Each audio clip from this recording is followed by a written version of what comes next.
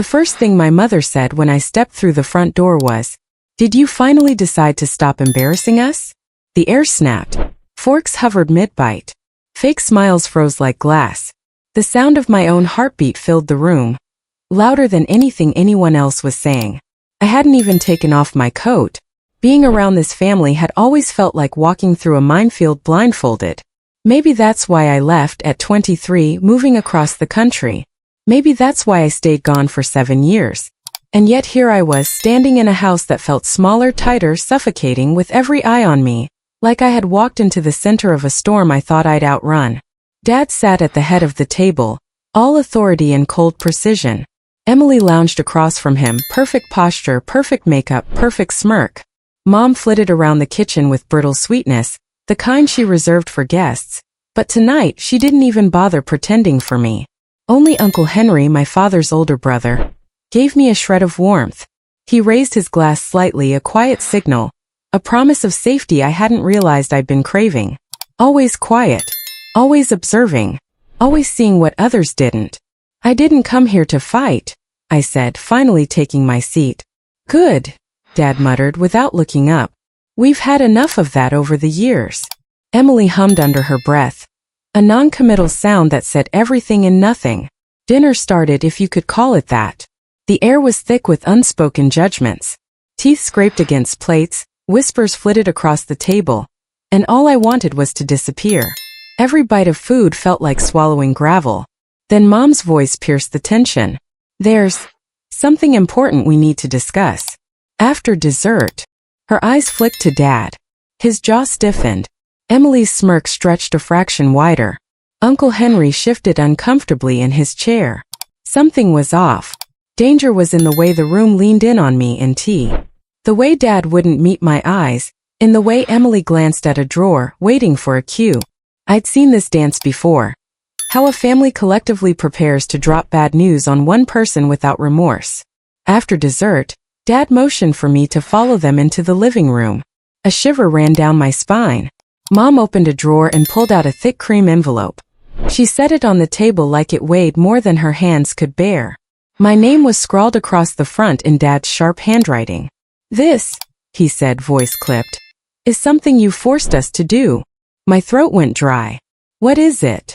Mom looked away. Emily preened, savoring each moment. Dad folded his hands in a way I knew only meant trouble. Uncle Henry lingered in the hall, silent, eyes narrowed, hands clasped behind his back. "You'll open it when you're ready," Dad said, exhaling slowly. "But know this, the decision is final." "What decision?" I whispered. He rose from his chair. "We're done letting you be a liability." The words hit like a hammer. 7 years of exile. Every insult. Every cold shoulder. Every disappointment. All of it condensed into a single suffocating moment. "What does that mean?" My voice barely emerged. No one answered. Only Henry spoke, his voice calm but low, almost a warning. "You don't have to open it right now." It was too late. My fingers broke the seal. Inside was a document that blurred my vision. And then Dad said it, the words that shattered everything I thought I knew. "We cut you out." The floor shifted beneath me. The lights hummed. My world snapped in half.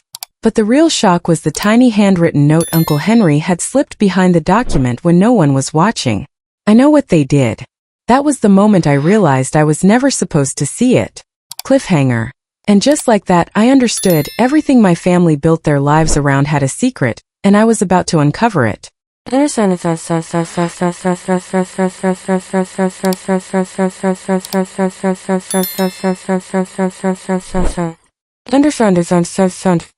I didn't sleep. Not at all. I sat in my old room, the one Mom had redecorated the moment I left, holding the envelope like it was a live grenade, cut out, completely erased.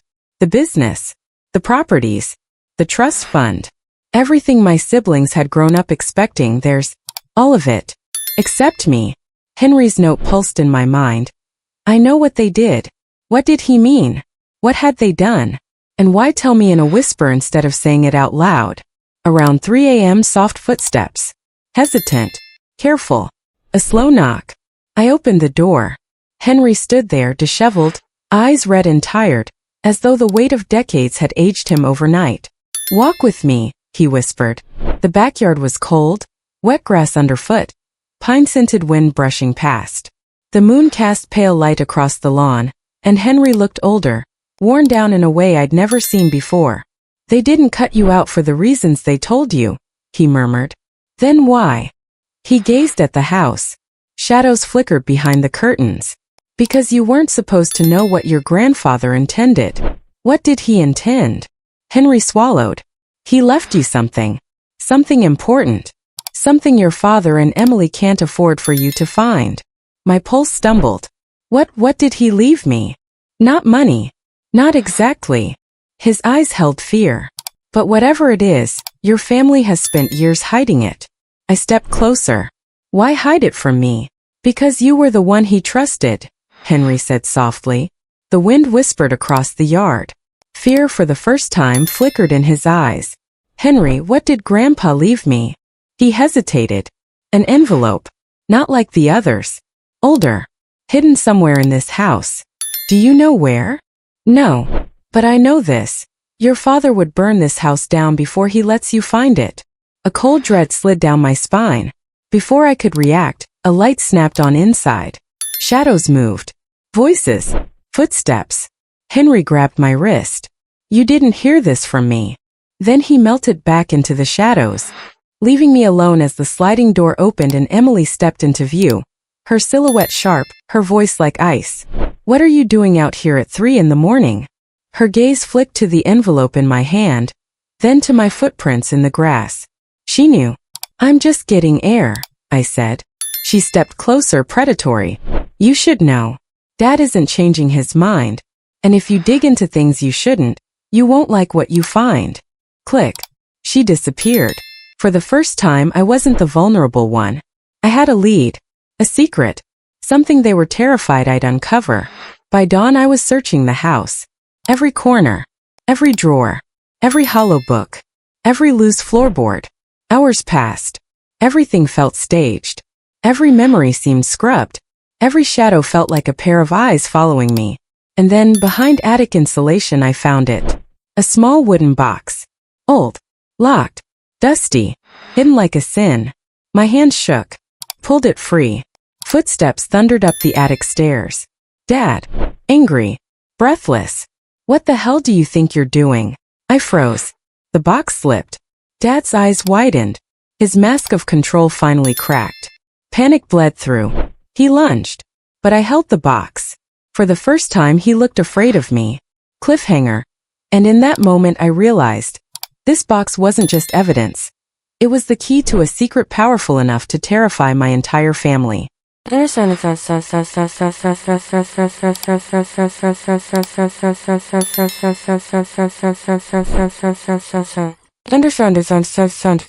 Dad barreled across the attic floorboards. I hugged the box to my chest, backing up, breath uneven, resolve hardening like steel. "Give it to me," he growled. "No." We froze. Me holding the box like it contained dynamite. Him staring like I'd become someone unrecognizable. "You have no idea what you're holding," he said. "Then explain it." "I don't owe you anything," he spat. Movement on the stairs caught my eye. Emily half hidden, listening. Mom behind her, wringing her hands, face pale. The family lined up like a wall of fear and control. Only Henry wasn't there. Dad tried to approach again, slower. "That box is dangerous. Because of what's inside," Emily whispered, voice thin, almost shaking. "Because it's..." "Emily." Dad snapped. I ran my thumb across the box. "Oh, old. Burned with my grandfather's initials, JW. A teardrop-shaped keyhole stared up at me. Emily flinched. "Don't." I wasn't listening. I could feel the grooves of the wood, the history, the weight of decades. "What's inside this box?" I asked. Silence. Fear. Dad lunged. I stumbled. The box nearly slipped. But another hand caught mine. "Henry." He stepped between me and Dad. His voice low, dangerous, unshakable. "You try to take that box," he said, "and you'll regret it." Dad's face reddened. "Don't start this, Henry." "You did this," Henry snapped. "You and your greed. Now she deserves the truth." "What truth?" My voice trembled. Henry's eyes softened, haunted. Your grandfather didn't leave you money. Dad snarled. He left evidence. The attic went silent. My heartbeat filled every corner. Evidence of what? Henry's voice broke. Of what they did to you. The world tilted. They've been hiding it for 27 years, he whispered. Dad made a sound between threat and plea. Emily backed away. Mom covered her mouth, tears spilling. I trembled. What did you do to me? No one answered. I lifted the box. Dad stepped back, terror flooding his eyes. Henry steadied my hand. Before you open it, there's something you need to know. What? Your grandfather didn't just leave you evidence. He left you the key to everything they've been hiding. My heart slammed. But it's not here, Henry said. Not in this house. Then where? Henry looked out the window, voice barely audible. With someone you haven't seen since you were 5. My breath caught. Who? Henry's eyes met mine. Your real father. Cliffhanger. Extremely strong, and in that instant, everything I thought I knew about my life, my family, and myself shattered into pieces I didn't even know existed. The words Henry whispered that night hit me like a lightning strike. Your real father. The attic shrank around me. Every creak of the boards underfoot sounded like footsteps closing in. Dad's face twisted with fury and panic. Emily frozen halfway down the stairs. Mom trembling behind her hands. Henry's hand on my shoulder was steady, but even he looked tense, like a man holding a secret that could blow up everyone's life in a heartbeat. Who is he? I asked, voice barely audible. Henry's eyes scanned the horizon, sharp and watchful. He's been in hiding. Not by choice. By necessity. Your father, he's alive. And everything your family built around lies. It could all collapse if you find him. My chest tightened. Alive? Why? Why would Grandpa hide him? Why would Dad and Emily lie? Henry's jaw tightened. Because some truths are dangerous. Some secrets can get people killed. The attic grew colder. Shadows lengthened, corners warped, the boards groaning like whispers warning me to run. You must leave this house, Henry continued, voice urgent. Go. Find him before they do. Trust no one. Not even yourself. I glanced at Dad. The man who had controlled my life with cold, iron authority now looked cornered, terrified, and furious all at once. Emily's voice cut through the silence, sweet and poisonous. You won't find him. Even if you do, you won't like what you learn. I tightened my grip on the box.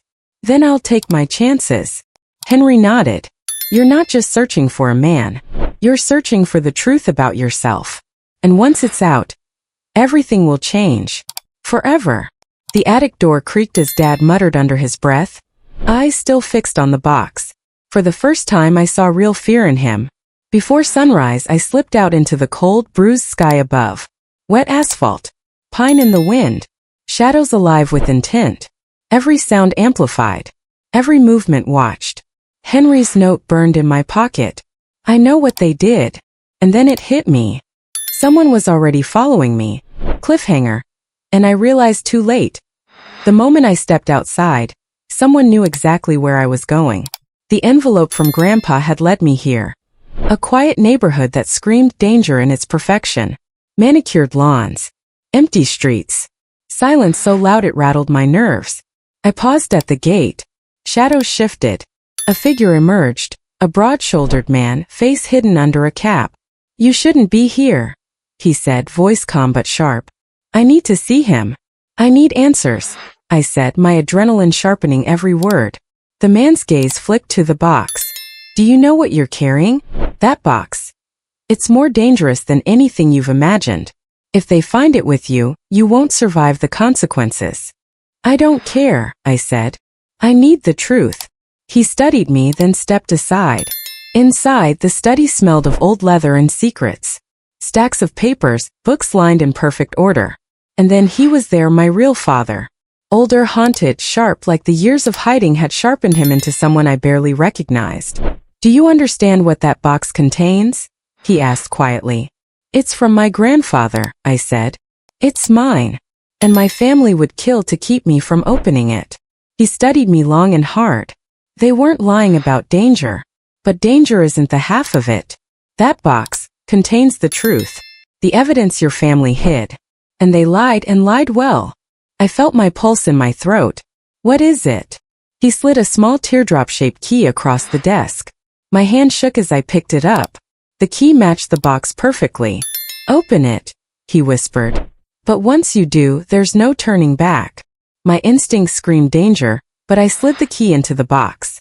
The lid lifted. Inside, not money, not jewels, not papers.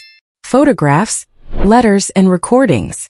Evidence of betrayal, manipulation, and a secret so enormous it explained every cut, every insult, every moment of isolation I had suffered. At the very bottom, a folder in Grandpa's handwriting. For my granddaughter, only she can fix what we could not. I looked up. My father's face had gone pale. Fear cracked his usual calm. And then I realized someone else was in the room. And then the door slammed behind me with a deafening crash. I spun around and realized I wasn't alone. Thank you for watching this story.